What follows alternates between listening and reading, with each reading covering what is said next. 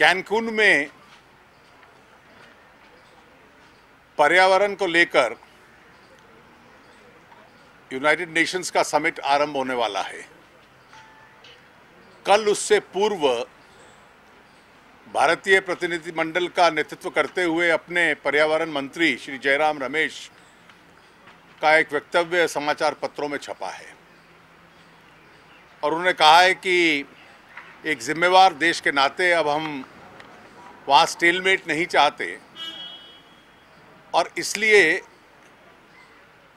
इस संदर्भ में पर्यावरण के सुधार के लिए जो देश के भीतर हम लोग डोमेस्टिक एक्शंस लेंगे, यानी भारत के अपने खर्चे के ऊपर अपनी टेक्नोलॉजी पे के आधार पर हम जो कार्रवाई करेंगे उसका भी अंतर्राष्ट्रीय वेरिफिकेशन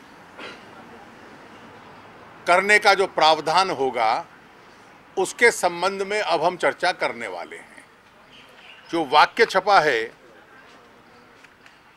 वो है कि we are certainly prepared to engage in a system of monitoring, review and verification oblique international consultation and analysis of domestic actions while which respect national sovereignty। ये जो भारत की और विकासशील देशों की नीति रही है उस संबंध में उसके ठीक विपरीत ये बयान आया है।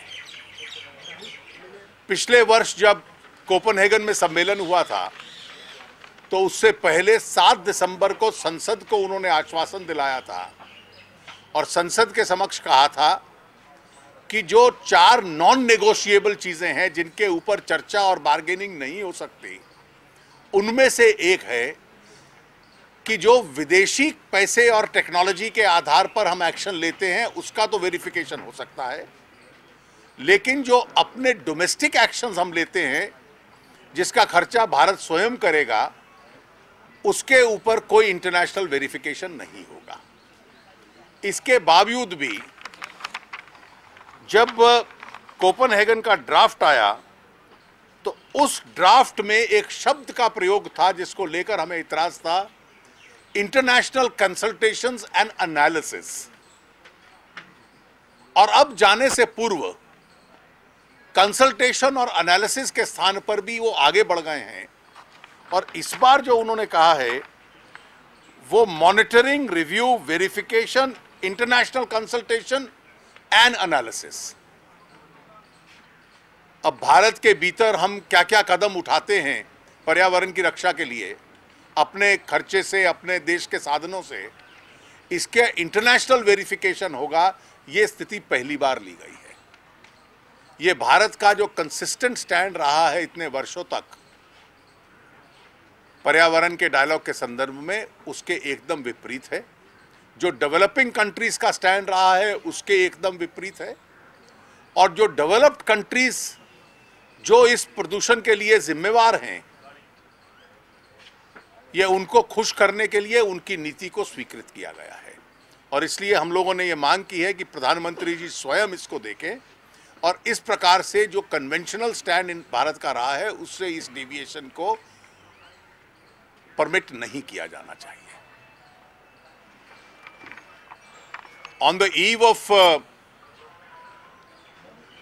the climate summit of the UN at Cancun, our Environment Minister Shri Jairam Ramesh has made a statement yesterday where he has been quoted as saying that even with regard to the domestic measures that India takes for environmental protection, detailed statement in this में है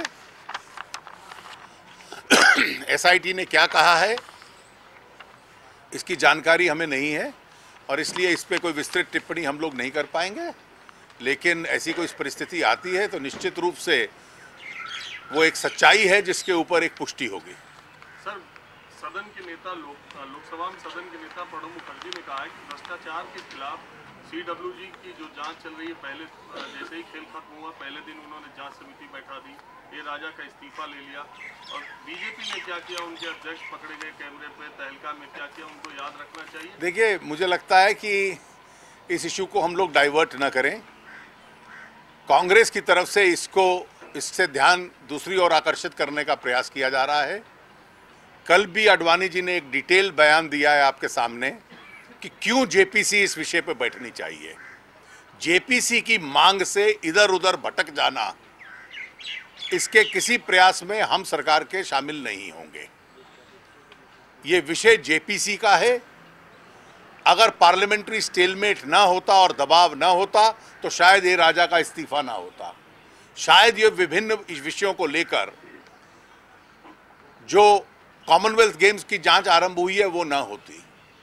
और सरकार अगर इतनी ही ईमानदारी अपनी दिखलाना चाहती है तो जेपीसी से दूर क्यों भाग रही है।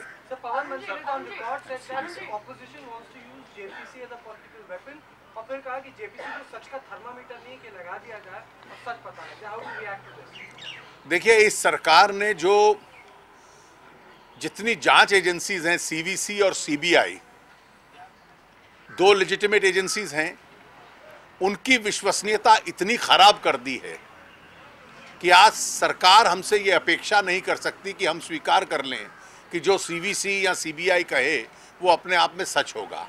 पार्लियामेंट अपनी जिम्मेवारी से, संसद अपनी जिम्मेवारी से दूर नहीं भाग सकती। The parliament cannot abdicate it's responsibility. The magnitude of this scam is so enormous that parliamentary forums must necessarily inquire into it. खबरें आई हैं, अगर ये रिपोर्ट ऐसी होती है जैसा कि बताया जा रहा है, आप नहीं समझते ये नरेंद्र मोदी और आपकी पार्टी के लिए एक राजनीतिक जीत हो सकती है? देखिए, मैं एक बार इस पे न्यायपालिका अपना निर्णय दे दे, उसके बाद पार्टी की ओर से हम डिटेल रिएक्शन देंगे। अभी मैं इससे ज़्यादा जितना मैंने कहा है उससे ज़्यादा कहने की मैं आवश्यकता नहीं समझता। Thank you.